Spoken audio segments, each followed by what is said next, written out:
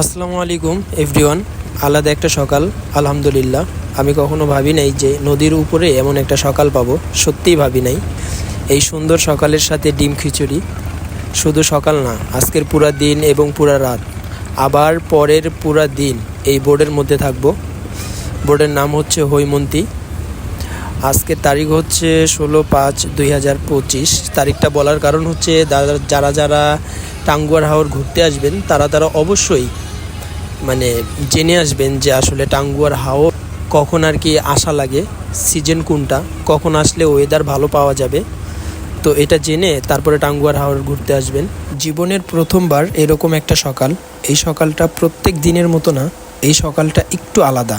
জীবনের প্রথমবার বোর্ডের ছাদে নদীর উপরে প্রাকৃতিক দৃশ্য দেখতে দেখতে সকালের নাস্তা, সত্যি অসাধারণ। না, কি যে ভালো লাগছে ভাষায় প্রকাশ করার মতো না। ডিম খিচুড়িটা মোটামুটি ভালোই ছিল, খারাপ না। আমাদের টেবিলে হচ্ছে আমার বন্ধু হৃদয়, তারপরে আমার বস, তারপরে বসের ছেলের নাম হচ্ছে আয়াত। ওর থেকে একটা রিভিউ নেব। খায়া বলো তো টেস্ট কেমন? বেগুন ভাজা বাবা হসপট দিছো? খাও, আরে দেখো না কিরকম টেস্ট লাগে। 20 টাকা শর্ট দিছে, 50 পিস শর্ট লাগবে। খেয়ে বলো তো কিরকম লাগে। আপনি আসছেন, তাহলে আবার এই ডিস্টার্ব করতেছে। খিচুড়িটা অনেক মজা। আমার বন্ধু হৃদয় অনেক তাড়াতাড়ি টায়ার্ড হয়ে যায়। বন্ধুরা, প্রাকৃতিক সৌন্দর্য আসলে চার দেয়ালের মধ্যে খুঁজে পাওয়া যায় না। প্রাকৃতিক সৌন্দর্য দেখতে হলে আপনাকে অবশ্যই চার দেয়ালের থেকে বের হয়ে আপনাকে এইরকম একটা জায়গায় আসতে হবে যেখানে প্রাকৃতিক সৌন্দর্য দেখা যায়। বাঁচবেন কত বছর? 70-75 বছর, এর বেশি তো বাঁচতে পারবেন না। তো এই সময়ের মধ্যেই আপনারা ঘুরে নেন, আল্লাহ তাআলার সুন্দর সুন্দর যে সৃষ্টি এগুলো দেখে নেন। এখনই এটাই সময় দেখার। তো বন্ধুরা, সাহেববাড়ি ঘাট থেকে আমাদের বোটটা ছেড়ে দেয়, আর আমরা এখন সুরমা নদীর উপর দিয়ে যাচ্ছি আর কি। উপর দিয়ে বোট 4 থেকে 4.5 ঘন্টা চলতে থাকে। চলার পরে আপনাকে হচ্ছে যে জাদুকাটা ঘাটে গিয়ে বোটটা থামাবে। আল্লাহ তাআলার সৃষ্টি দেখার মধ্যেই মানসিক শান্তি আছে, যেটা শুধু ভ্রমণ পিপাসুরাই বুঝতে পারে।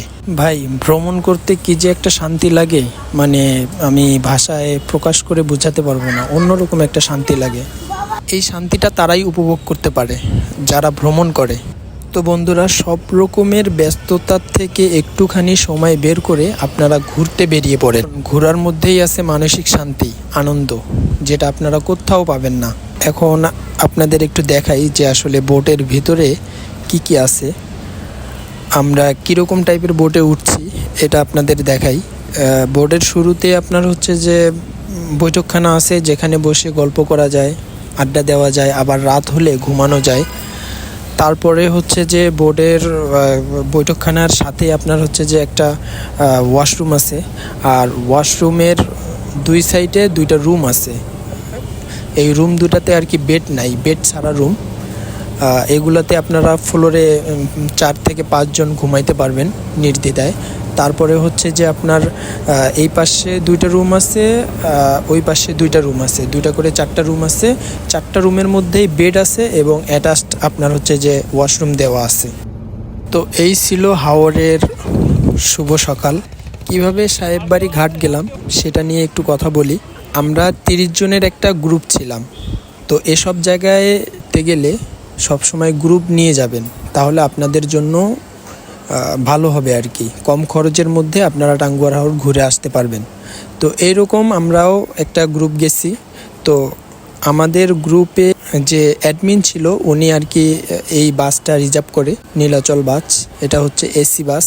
তো এই বাসে করে আমরা মিরপুর 10 থেকে রওনা দেই। মিরপুর 10-এ আমরা সবাই একত্রিত হয়ে মিরপুর 10 থেকে বাসটা ছেড়ে দেয়। তো আমাদের হবিগঞ্জে যে একটা বিরতি দেওয়ার পরে এখান থেকে আবার আমরা সুনামগঞ্জ চলে যাই। সুনামগঞ্জে আমাদের নামিয়ে দেওয়ার পর আমরা সেখান থেকে অটো নিয়ে সাহেববাড়ি ঘাট চলে যাই। আর আমাদের এই ঢাকা মিরপুর থেকে সুনামগঞ্জ যেতে সময় লাগে 7 থেকে 7.5 ঘন্টার মতো।